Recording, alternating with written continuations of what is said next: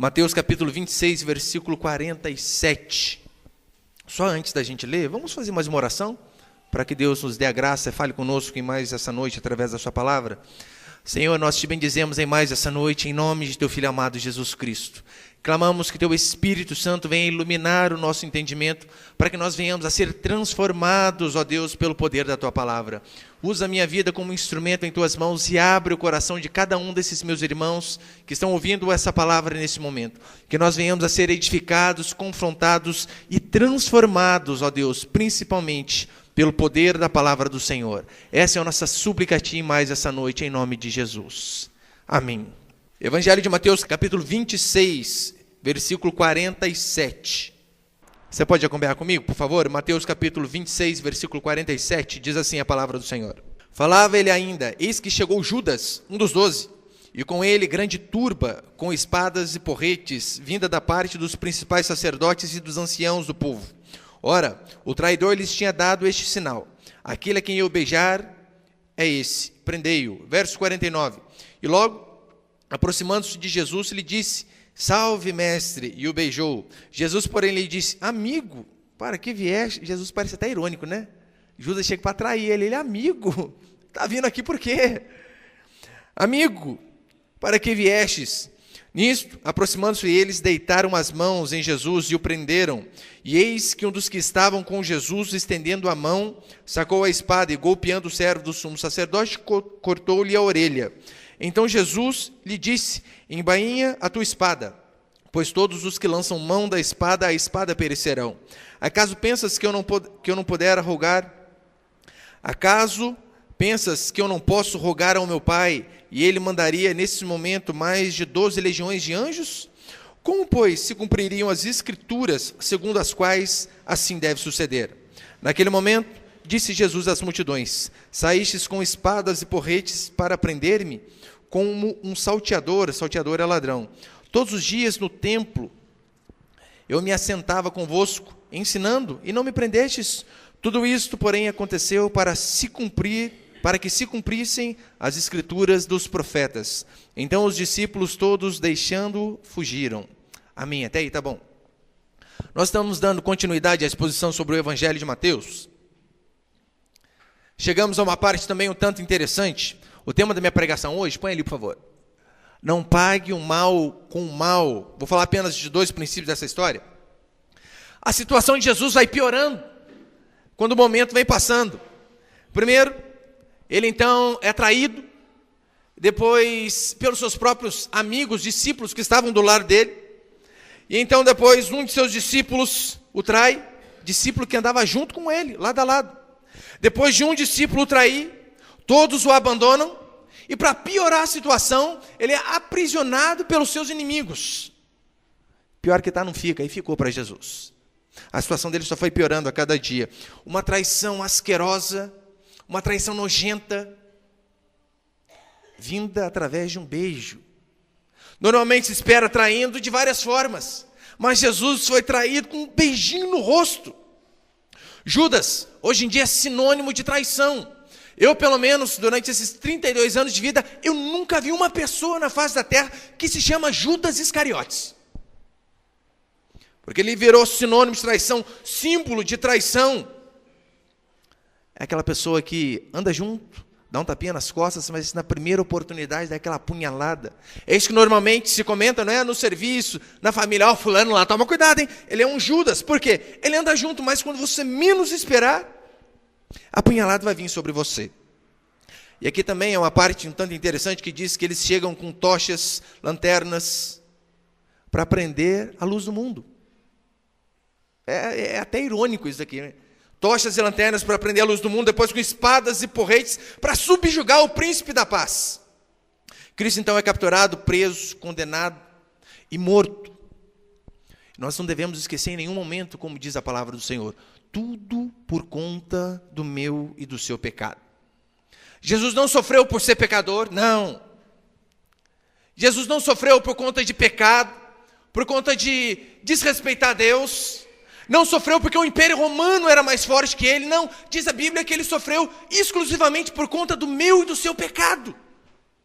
E é isso que quando nós lemos a Escritura não devemos jamais esquecer. Que toda aquela dor, toda aquela angústia, como diz Romanos 4:25, o qual foi entregue por causa das nossas transgressões. Esse foi o motivo da crucificação de Jesus Cristo. Eu quero passar aqui então 2 princípios que nós aprendemos nessa história. Primeiro, não devemos pagar o mal com o mal, mas com o bem. Eu sei que tem aquela passagem de Cristo que ele também diz, olha, se você tomar um tapa do lado direito, vire o esquerdo, ou vice-versa. Pastor, aí é no sentido literal? É óbvio que não. Não no sentido literal, o cara deu de um lado, imagina, esquentou o lado esquerdo seu, fala, aqui está fresquinho ainda, bate esse lado. Não é isso que a Bíblia diz. Mas o que Jesus está ensinando a mim e a você é, não retribua o mal com o mal. É só nós olharmos aqui para o exemplo dele. Jesus está num lugar, orando, angustiado, daí então chega Judas, dá um beijo nele. Ele sabia que ele era o sinal para que as pessoas o prendessem. E o que Jesus faz? Seu traíra, X9. Foi isso? Não, amigo. Aqui viestes. E para completar ainda, o Evangelho de João tem esse complemento. Diz a Bíblia que aqui Pedro, aqui não diz Pedro, mas o Evangelho de João diz que Pedro arranca uma espada e finca no meio da cabeça do soldado Malco. E como ele era ruim de mira, errou a cabeça e acertou a orelha. Imagina, a orelha do rapaz cai no chão. Se fosse alguém tentando vir te matar, e você visse ele com a orelha decepada, o que você fazia? Dava uma bica para longe, né? Vai para lá, vai escutar, mas nunca mais. Sabe o que Jesus faz? Pega a orelha e ainda cura o rapaz. Aqui nós vemos uma das provas da divindade de Cristo. Nós vemos o porquê que não tem como Jesus Cristo ser alguém normal, ser apenas um grande profeta, mas sim, ele tinha que ser Deus, porque essa aqui é uma prova. Você ouve falar por aí, principalmente os deuses gregos, sei lá de onde você quiser ver, na Índia, de deuses que fazem milagres, de deuses que são poderosos, é óbvio, são falsos deuses, mas que fazem milagres, que são poderosos. Mas você não consegue ver um Deus que ama o inimigo. Você não consegue ver um Deus que quer o bem do próximo. Você consegue ver deuses que fazem o bom para si. Assim como Ganimedes, se eu não me engano, pelo menos a mitologia grega diz que Ganimedes, ele pegava um servo para o servir, sabe na onde? Na mesa e na cama. Você vê deuses mais ou menos desse estilo, mas você consegue ver um Deus que ama o inimigo? Convenhamos, muitos de nós às vezes não conseguimos amar o amigo. Por que você acha que o mandamento de Cristo para mim e para você é ame o próximo? Ora, que o próximo é quem está do nosso lado, é quem mais erra. É fácil, meu irmão, você amar o pastor da TV. Quando que ele põe o dedo na sua ferida, sendo na sua casa, ó, o jeito que você está tratando sua esposa é errado, rapaz. Esse jeito que você está fazendo com seu filho é errado, irmã. Ele não faz isso. Mas fazer uma pregação, arrependa-se. Mas se você não gostar muito daquilo que ele diz, o que você faz? Você vai lá na televisão e desliga, acabou o seu problema. Então amar o que está longe é fácil. E amar o próximo. Uma vez uma irmã me ligou, pastor, eu amo suas pregações da rádio, né? Eu falei, é mesmo? Vem andar comigo aqui para você ver os irmãos, passa apertado comigo aqui. Eu não sou mole, não. Amar, o fulano está do outro lado do mundo. A gente consegue amar. E amar o cônjuge que está do outro lado da cama. Que às vezes pisa no calo, que às vezes erra, que sabe aonde tocar e aonde que dói. Esse que é mais difícil. Nós não conseguimos amar nenhum amigo. E convenhamos, Jesus não teve tão bons amigos assim. Olha os amigos que estavam cercando Jesus. Um traiu e todos o abandonaram. E alguns versículos antes eles tinham prometido: jamais vamos te abandonar, ó mestre. Nem que para isso nós tenhamos que morrer. Vamos até para a morte contigo. Um pouquinho depois acabou, esqueceram a promessa e lá se foi tudo que eles tinham prometido. Mas eu vou falar para você, essa não é uma falha apenas desses discípulos. Que a gente pensa, esses discípulos não é não, hein? Isso aí não é amigo coisa nenhuma. Mas você sabia que, na verdade, esses discípulos são um retrato da humanidade? Um retrato de mim. Um retrato de você. Quantos já não fizeram a mesma coisa que esses discípulos fizeram? Talvez você veio a um culto, você foi a um impacto, a um encontro, ou passou por uma dificuldade, passou por algum problema, uma enfermidade, ou caiu em pecado. De repente você se sentiu com o coração quebrantado e você orou: Deus, eu nunca mais vou fazer isso daqui. Eu juro por Deus que eu não vou faltar culto nenhum mais. Agora eu vou pegar firme de verdade. Você prometeu, e às vezes com uma sinceridade no coração. Uma semana depois, você cai no mesmo erro. Uma semana depois você desanima. Ou alguns dias depois você se vê de novo em meio à lama. Todos nós fizemos isso. Assim como esses discípulos. Às vezes você vem e está até animado. Agora vai, agora vai. Só que às vezes é um probleminha que dá, você já desanima. Cai em pecado, falha, desanima novamente. Essa passagem nos mostra muito a questão de humildade. De que eu e você devemos ser humildes. Porque se esses homens que andavam com Cristo ouviam o ensino do próprio Mestre, o abandonaram, se desviaram momentaneamente, e eu e você? 2 Reis 8,13 diz assim: pois que é teu servo este cão para fazer tão grandes coisas? Homens de Deus têm esse coração. Eu falei: meu Deus, quem sou eu? Salmo 119, sustenta-me, Senhor, e serei salvo. O conhecimento da Bíblia não deixa as pessoas arrogantes. Pelo menos o conhecimento verdadeiro. O homem de Deus, quanto mais ele conhece de Deus, mais ele fica humilde. Ou nas palavras de Paul Washer, o homem de Deus, no final da sua vida, está quebrado em 1000 pedaços. Porque ele conheceu tanto a Deus, que ele conheceu a si mesmo. Ele sabe o quanto ele é pecador, o quanto ele é podre, e o quanto ele é vulnerável. E que se não for a graça de Deus sobre sua vida, ele não é melhor que aqueles que estão lá fora. Ele não é melhor que o seu vizinho, que o irmão que senta do lado direito. Não, ele não é melhor que ninguém. Essa é a diferença do conhecimento da palavra do Senhor. Nós somos, como diz a Bíblia, como o trigo. A diferença básica do joio e do trigo é apenas uma.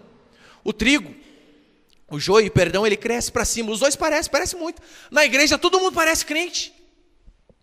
É a mesma coisa o joio e o trigo. No meio da plantação, se você é leigo no assunto assim como eu, você não percebe diferença. A diferença é que o joio ele cresce sempre assim, para cima. O trigo, todavia, quanto mais maduro ele fica, ele começa a pesar e vai se curvando. É por isso que a ilustração que a Bíblia dá ao meu e ao seu respeito, que o crente genuíno tem que ser como o trigo. Ele cresce para baixo. Quanto mais ele sabe de Deus, mais ele se humilha. Quanto mais ele chega perto da luz, mais ele vê a sua sujeira. E, portanto, quando ele vê alguém caindo, quando ele vê alguém indo para o caminho errado, ele não diz como o fariseu: Senhor, graças te dou porque não sou como os demais. Mas ele diz como John Bradford, um americano, que toda vez que via algum contemporâneo, algum conterrâneo seu ser sentenciado com a cadeira elétrica, ele olhava aquele rapaz indo para morrer e dizia o seguinte: lá vai John Bradford, se não fora a graça de Deus sobre a minha vida. E é isso que nós temos que fazer. Nós vemos pessoas se perdendo, fazendo coisas que é erradas, promíscuas. Nós não devemos olhar para ele e dizer: Senhor, graças te dou que não sou como os demais. Mas sim com um sentimento de humildade: Senhor, se não for a tua graça sobre a minha vida, eu estava fazendo coisas muito piores do que essas pessoas têm feito. Todavia, o interessante é que, embora o pecado de Judas tenha sido grave, uma traição nojenta e asquerosa, essas coisas não impediram a Cristo de agir com nobreza, com humanidade e com amor com aquele discípulo que o traiu. Totalmente contrário de nós, não é? Pessoas erram conosco. Nós parece que a gente parece que achamos uma legalidade para tratar a pessoa mal. O fulano errou comigo, agora ele vai ver só. Se a pessoa não erra com a gente, está tudo bem. Só que Judas aqui errou e errou feio. Vendeu a Cristo por um preço de escravo. E mesmo assim, Jesus o tratou com nobreza. Porque o erro das pessoas para com a gente não nos dá legalidade para fazer o mal para o próximo. Pastor, mas o senhor não sabe o que fizeram comigo. Não, não sei. Eu sei o que você fez com Cristo. Eu sei que eu fiz com Ele. E se nós, mesmo tratando Ele mal, o traindo, fazendo o que é errado, Ele nos tratou com bondade, com amor e com dignidade, quem somos nós também para esperar um erro do outro para tratar como Ele nos tratou? Pastor, mas não vale o senhor colocar o exemplo de Cristo, porque Cristo era Deus. Eu posso dar um exemplo para você então de Estevão. Estevão era homem, assim como eu e você. Diz a Bíblia que um homem cheio do Espírito Santo sendo apedrejado até a morte. E olha a frase que ele diz. Você vai, na hora, fazer um link com quem parece essa frase. Estevão, sendo apedrejado, olha para o céu e diz: Senhor, não lhes impute esses pecados. Eles não sabem o que fazem. Oh, que coisa, hein? Eu conheço alguém que já disse a mesma frase. Jesus Cristo na cruz. Estevão não era Deus e mesmo assim agiu com a humanidade, com seus algozes, e nós também podemos agir. Hoje em dia nós vemos crentes que se acham no direito de dar o mal aos outros devido à maldade recebida. Fulano fez mal para mim no serviço? Ah, agora é minha hora de dar o troco. Na igreja? Na família? Me tratou mal? Eu também vou devolver o mal. Pedro foi um exemplo de tentar fazer justiça com suas próprias mãos. É um exemplo que não funcionou. Pedro, sim, tinha um coração de querer defender a Cristo. Até arrancou a espada para arrebentar com o rapaz lá. Cortou a orelha do soldado Malcolm. Sua intenção, com certeza, é óbvia, era matar o rapaz. Ou você acha que ele realmente pensou assim: vou arrancar a orelha só para assustar? Não. Ele queria acabar com o rapaz. Mas Jesus vem e diz: embainha a tua espada, homem. Aquele que com a espada fere, com a espada será ferido. Para mostrar para mim e para você que cristianismo não pode ser imposto à força. Mas o cristianismo, ele ganha pelo amor, pela atitude de amor de nós, filhos de Deus, para com os outros. Porque não adianta, meu irmão, você pode tentar convencer a pessoa a acreditar em Deus, se você não tem esse poder. Você pode, às vezes, usar de algumas artimanhas. Como uma vez eu trabalhava junto com meu primo, e tinha um soldado que trabalhava com a gente lá. O que a gente fez? A gente era mais antigo, trancamos o soldado na sala. Você vai ouvir o evangelho agora, fica aí. Não, mas eu quero, você vai ouvir agora. Obrigamos a ele. Adiantou? Que eu saiba até hoje, não. Porque a Bíblia diz que apenas o Espírito Santo convence do pecado, da justiça e do juízo. Além do mais, o resultado de muitas pessoas tentarem impor a sua religião à força são guerras e mais guerras e mais guerras. As guerras mais sangrentas da história são de cunho religioso. Não devemos esquecer jamais que as armas da nossa milícia não são naturais. Olha como diz 2 Coríntios 10:4. Porque as armas da nossa milícia não são carnais, e sim poderosas em Deus, para destruir fortalezas, anulando os sofismas. Nossas armas não são carnais. Não adianta, meu irmão, você tentar empurrar o evangelho à força. Aqui no versículo 48. Ora, o traidor lhe tinha dado este sinal: aquele a quem eu beijar, esse é, prendei-o. E logo aproximando-se de Jesus, lhe disse: salve, mestre, e o beijou. Aqui nós também já temos um paralelo de como era a atitude de Jesus para com os seus discípulos. Mostra que eles, na verdade, tinham esse afeto. Assim era que Jesus tratava as pessoas que estavam ao seu lado, com amor, com gratidão. Você não vê Jesus pisoteando as pessoas, mas olha como diz a palavra: ele não apaga a chama que fumega. A pessoa pode estar arrebentada, você não vê Jesus pisando em cima dela, mas você vê Jesus ajudando. Chega uma prostituta arrebentada diante de Cristo, o que ele faz? Ele faz como os demais? Pega a pedra para acusar? Não. Mas diz: olha, cadê os seus acusadores? Quem aqui não errou, que atire a primeira pedra. E estende a mão para aquela mulher. Mas segundo princípio, para a gente terminar, que nós vemos nessa história, é a soberania de Deus. 2 vezes aqui no versículo 54 e também no versículo 56, diz assim: olha, isto aconteceu para se cumprir as Escrituras. Eu e você precisamos entender que a morte de Cristo não foi obra do Império Romano. Não foram as forças do azar que convergiram e acabaram pegando a Cristo, capturando a Ele. Que Cristo não morreu porque o Império Romano era poderoso. A morte de Cristo em toda a Bíblia já estava exemplificada e dita como seria. Não há dúvidas quanto a isso. A morte de Cristo era a plena vontade de Deus, como diz Isaías 53. Ao Senhor, todavia, agradou moê-lo. Tudo estava debaixo do plano de Deus. Deus apenas usou a maldade daqueles homens para cumprir o seu propósito. Mas não era a vontade de Deus que Judas o traísse. Não era a vontade de Deus que os fariseus tivessem inveja e que Pilatos fosse covarde ao ponto de condenar alguém sem motivo. O que Deus fez foi usar a maldade do coração daqueles homens para cumprir o seu propósito. No verso 53 diz assim: Acaso pensas que eu não posso rogar ao meu Pai?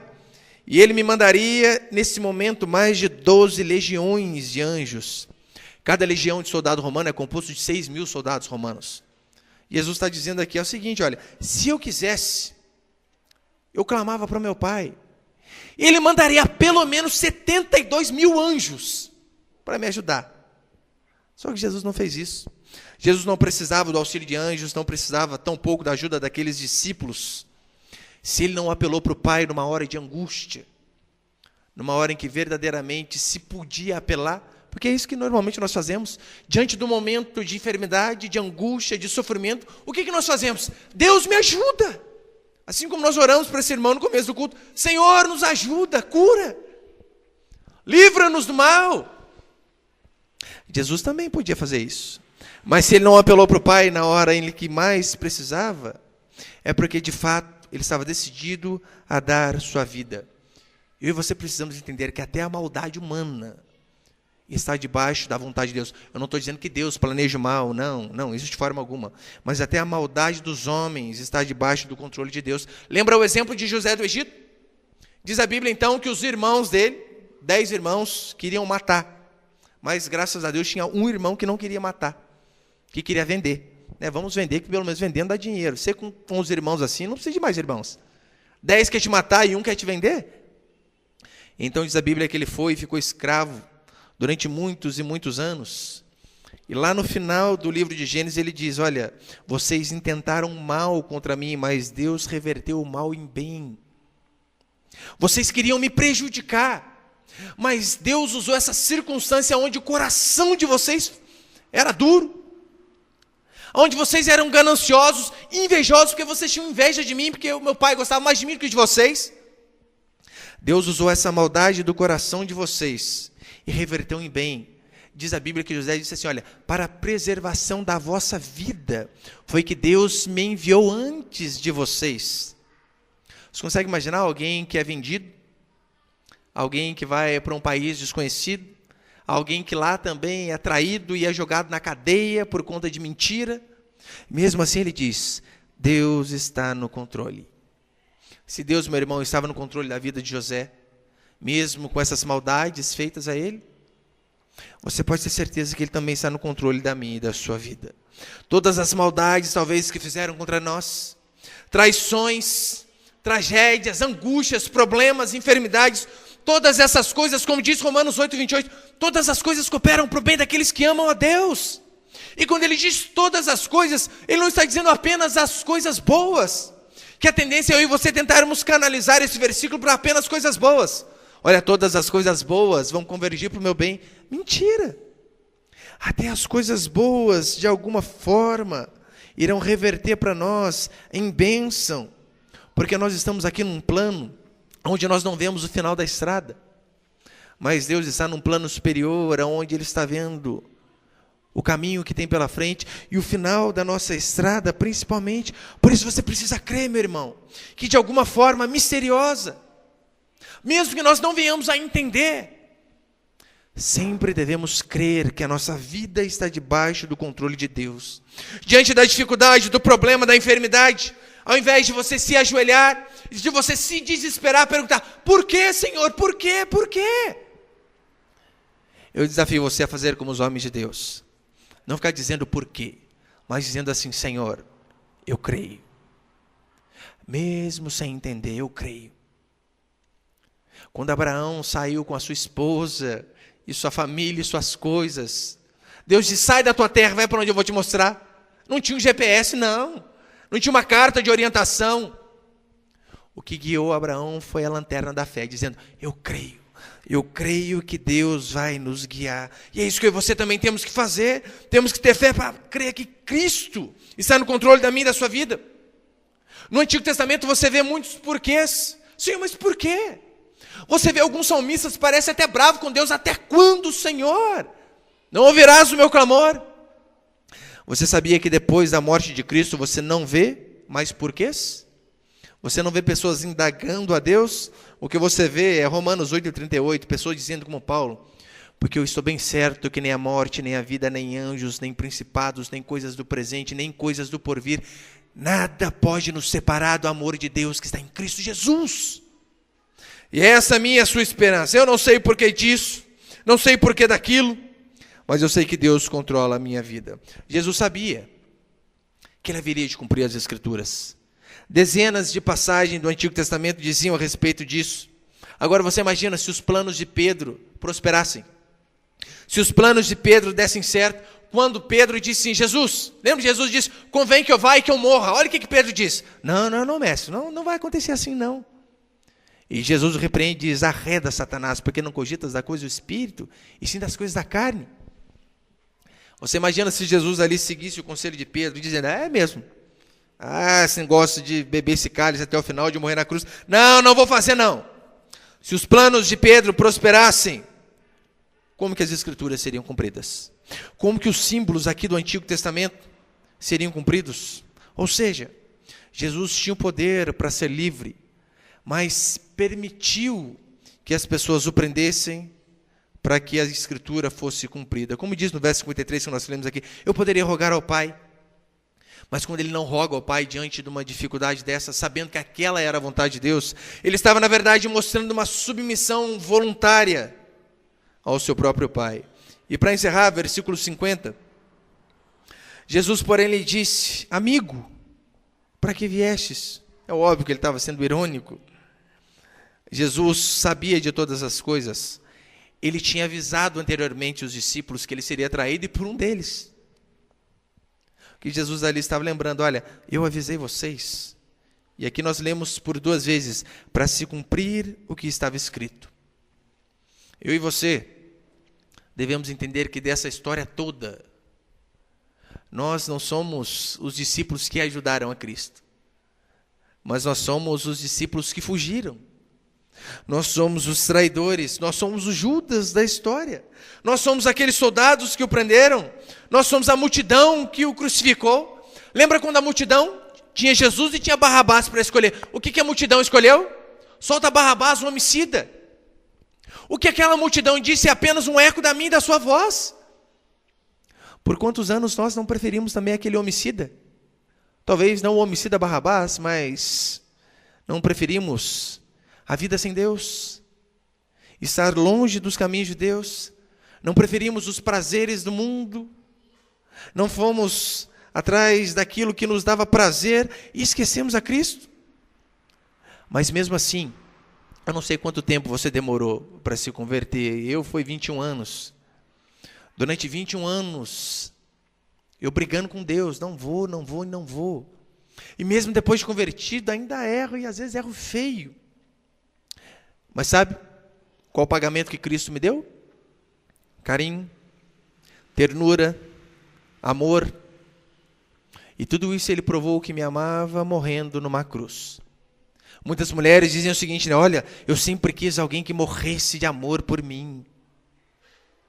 É só você ler a Escritura. Você vai encontrar alguém que morreu de amor por você, irmã, por você, irmão. Alguém que morreu de braços abertos. Daí você começa a entender o porquê que aquela prostituta tanto chorava. Porque ela via, mesmo eu sendo tão vil, pecadora, imunda, enquanto todos me acusavam, esse homem estendeu a mão para mim. Jesus nos amou, e o mandamento que ele dá para mim e para você, é que esse amor que foi derramado em nossos corações, nós também devemos passar adiante. Amar o próximo como a nós mesmos. Amar o próximo assim como Cristo amou a mim e a você. Amém, meus irmãos? Você pode ficar de pé, por favor?